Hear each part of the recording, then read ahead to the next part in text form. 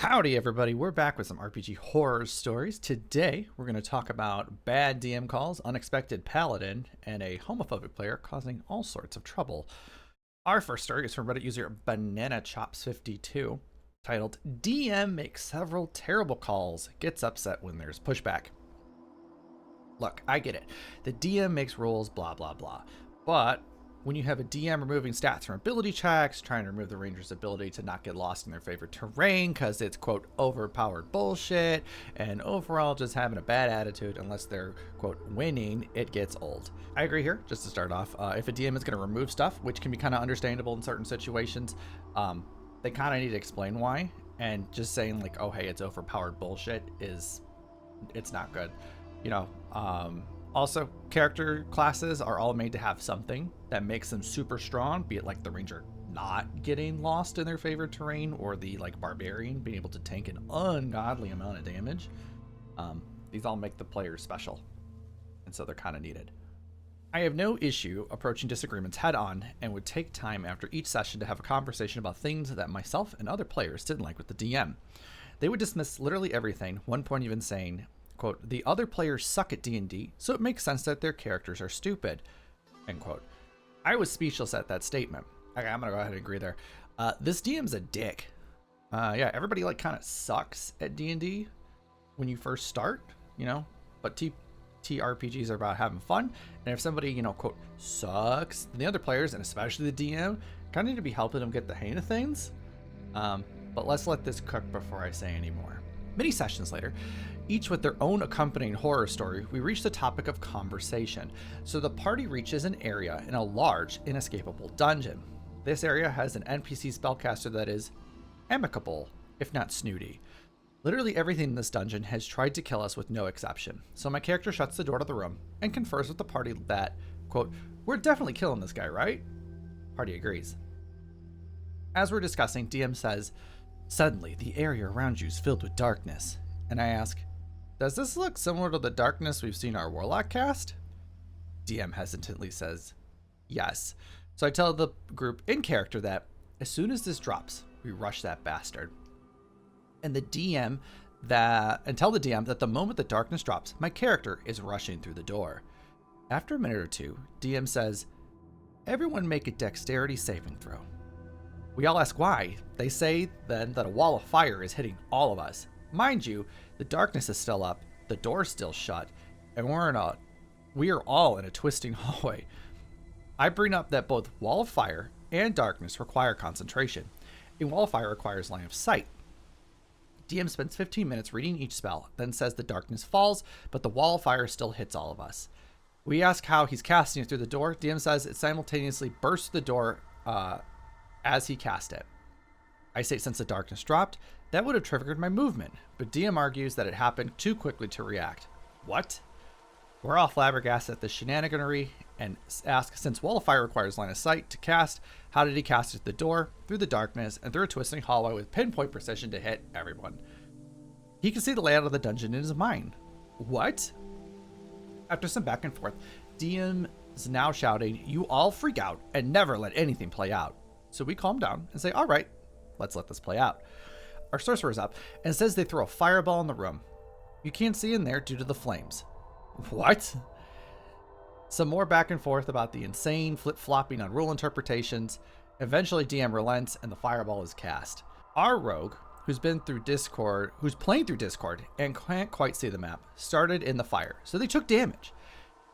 They then asked to move out of the fire and asked the DM if they're out of the fire and won't take damage. DM, with a smirk, says, yes, you're out of the fire and safe. I know how wildfire works, but keep my mouth shut because surely the DM wouldn't tell a player they're safe when they're not. Nope. As the turn ends, you take 36 points of fire damage. Rogue is asking why. DM is saying they're too close to the fire. Everyone's asking why the DM thinks the character is so stupid that they would stay where they're actively being burned. DM says since it's magical, they don't realize they're burning. What? All right, I'm going to interject here at this point. Okay, I'm going to interject here. I am all for little shenanigans to keep players on their toes. So understandable, the DM might want this to play out before explaining things to the PCs. I would recommend to any DM We try to keep anything the players might see as kind of bullshit to a minimum. That being said, if a player would not want to be in the fire anymore and they ask the DM to make sure their character is out of there, the DM needs to be truthful. Pulling a fast one's a major dick move. Back to our story though. At this point, I'm packing up my stuff. DM says we're moving on to Banana Chop's turn. I say, nah, I'm out. I'm done with these insane combative rulings. Everyone's begging me to sit back down. I say, I know exactly how my turn will play out, but let's find out for fun. For visual imaging, my character was nearest the door, about 15 feet in a straight 5-foot wide hallway. The wall of fire filled said hallway, the only way being to continue through the wall of fire. I sit back down. My character started their turn in the wall of fire, so they already took damage. I say, I move through the wall towards the wizard deck. DM says, you take more fire damage. I ask, how in the evergreen fuck do I take more damage? Since I never left the wall of fire, I can't enter it as I move through it, so no damage should occur. Their argument? You entered a new square in the wall of fire, so you take more damage. Okay. This ruling's way out of line. Each grid square is not how wall of fire or like any AoE spell for that matter works. Can you imagine how stupidly strong those would be if that's how they worked? This DM at this point is just trying to, I feel like, win and not trying to just play the game. Back to our story though. This is exactly how I anticipated they'd rule it. So I packed back up to leave again. DM relents on that decision to get me to sit back down. Against my better judgment, I do. My character rushes in and smashes the MP's head in, ending the fight. Session continues and ends shortly after. Sidebar. A character died in a previous session, and DM says, too bad that fireball went through. The way to find player's new character was in there. Okay, bud. We played one more session after that one, culminating with another character dying to some more combative shenaniganery. So now that campaign has ended. Now, I DM for most of the players in that group, much to their satisfaction, with far less, none, DM versus player rulings. I'm posting this right before I go to bed and will answer any questions, if any, when I wake up. Okay, so if I was a player, I would have left this table probably quite a while ago. I'm willing to bet that this DM kind of views D&D more as like a competitive setting versus like collaborative storytelling that it's meant to be. I'm all for making things challenging for your players, but you need to be upfront about that one in session 0 on the planned difficulty level and the feel and tempo of the campaign. And also, a DM should not be trying to make bullshit happen just to kind of make things difficult, like every square of wall of fire is a new set of damage. I'm kind of glad that this player is now DMing, and hopefully that previous DM learned the lesson and hopefully are no longer a part of the group. Our second story, something a bit more light than our last story, not the previous one, but our last story in the video here, comes from Reddit user GGM or GIGM. I'm probably mispronouncing your name. Titled, Unexpected Paladin really likes to fight the Warlock's patron, causing real-life disruptions that forced me to completely remake the direction of the plot. Very light horror. I have been running an in-person 5e game for a group of 5 players for some time. The only players who matter, other than me, the DM, I will call Guy, Lady, and Warlock. The group has been meeting up to play pretty irregularly. This is partially due to people's schedules, but mainly due to difficulties reserving a space to play at the local game store reliably. In the game, we've been doing some stuff tied to Warlock's backstory, Pack the Fiend Warlock, and so the party have been interacting a lot with his patron. I decided to do a voice for the patron. Think simple country lawyer, but really high and nasally. And it was a big hit with the party. Everyone was joking and doing their best impressions of the patron. At the same time, Guy and Lady, who are a couple, got a new dog, absolutely adorable English bulldog puppy. Cut to last month. Guy and Lady, being lovely people, decided to set aside space for us to play at their house so we can play more reliably. This led to an unintended problem though.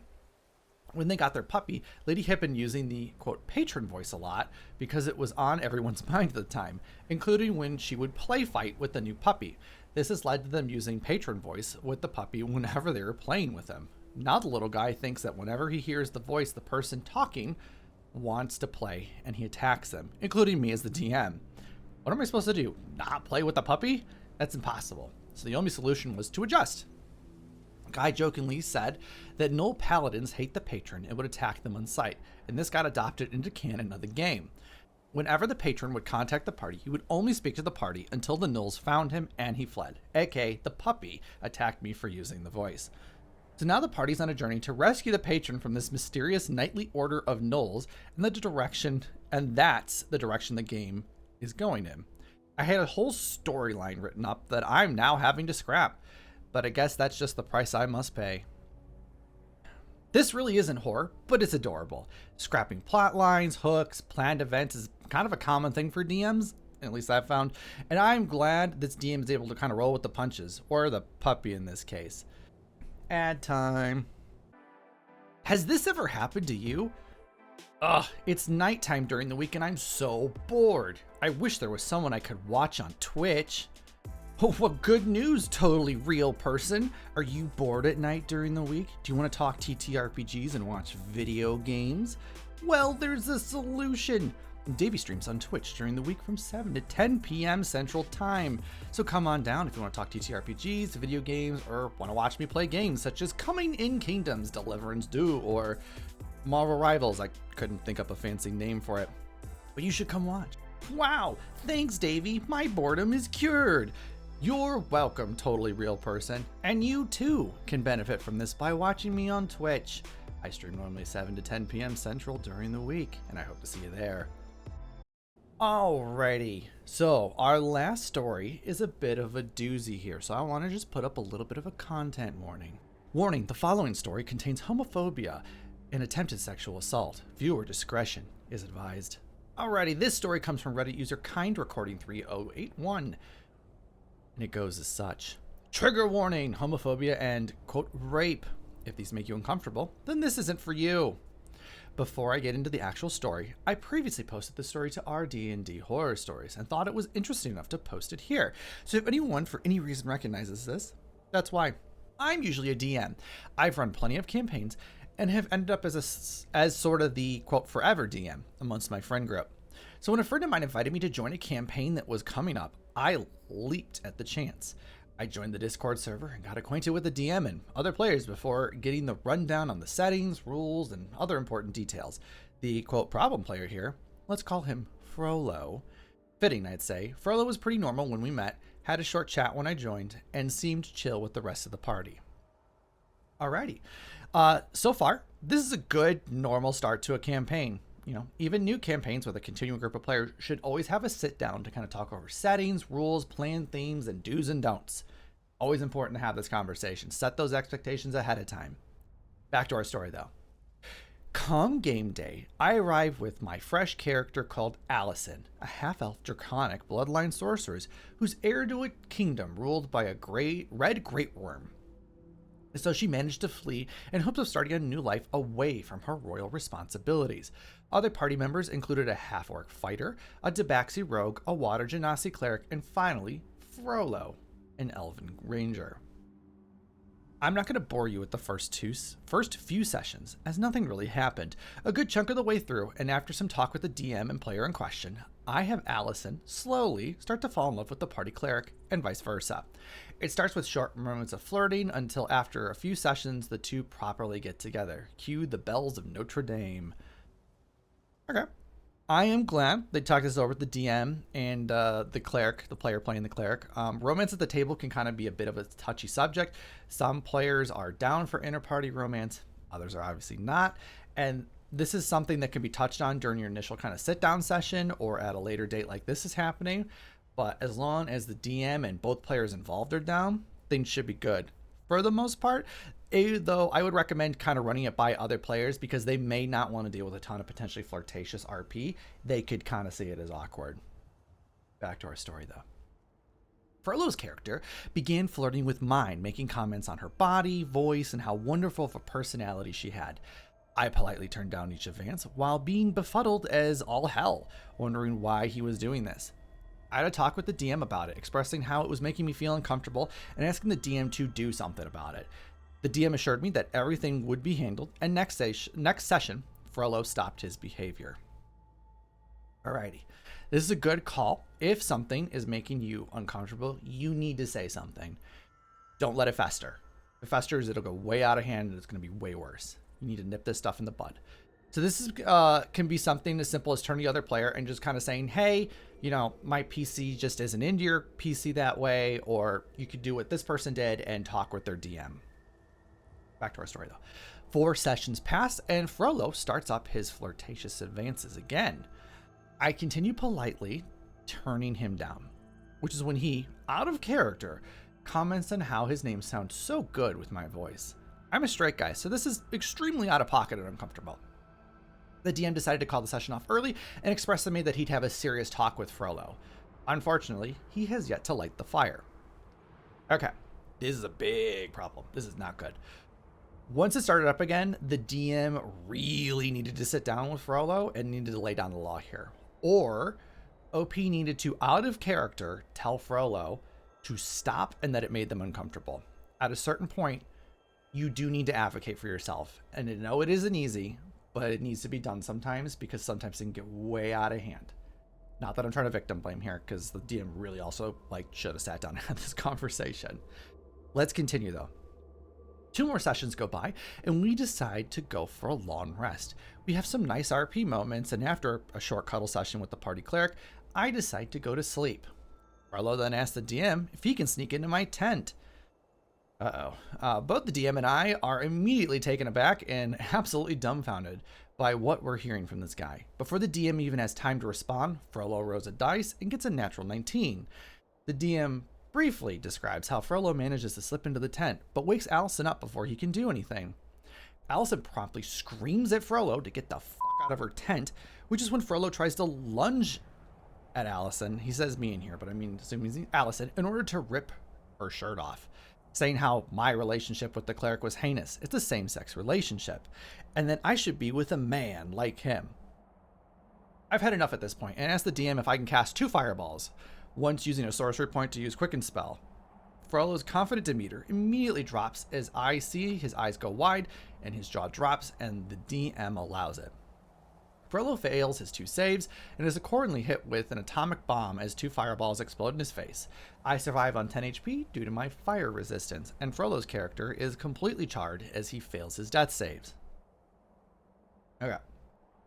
If a player wants to kind of do something that's super out of pocket like this, if they roll without getting clearance, it does not count. Just because Frollo rolled a 19 after declaring they were going to do something does not mean they get to do it. The DM is the one who calls for rolls when they're needed, not the player. If the DM didn't stop them at this initial sneaking into the tent, then they should have when Frollo described their PC trying to leap at OP's character and tried to rip off their clothing.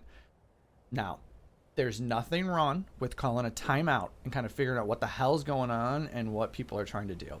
Especially in moments like this, where another player is potentially being affected by another player's actions directly. Once the threat then of fireballs are on the table, the DM really should have put a stop to this. Unless for some reason they're allowing PvP at their table. You know, as much as Frollo's being an asshole here and their character absolutely freaking deserves to get hit in the face with a couple fireballs, this is very quickly cascading into a clusterfuck and order needs to be brought about. Let's continue the story though. A long moment of silence follows as everyone is just looking at each other wondering what the fuck just happened when Frollo erupts into a full tantrum screaming that he was going to give my character something worthwhile that's kind of disgusting and that I should have accepted his advances because he knew how a quote real relationship worked. I, the DM, and the party cleric all bit back, which is when he actively began to sob before leaving the call and the server entirely. The rest of the session was spent discussing and raving about what just happened. Okay, I'm going to do something a little weird here. I'm going to put a tinfoil hat on real quick. So, OP here is, I believe, a man, and I'm going to step out on a limb here and assume that the cleric, while a female character, is also probably played by a man.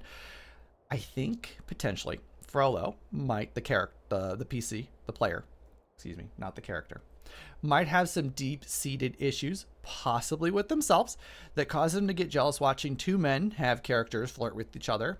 Or potentially it's the opposite of watching 2 female characters in-game flirt and have a relationship with one another. I found that in those who are most vocally against anything kind of like LGBT and are super like loud about it, tend to have not like accepted themselves yet.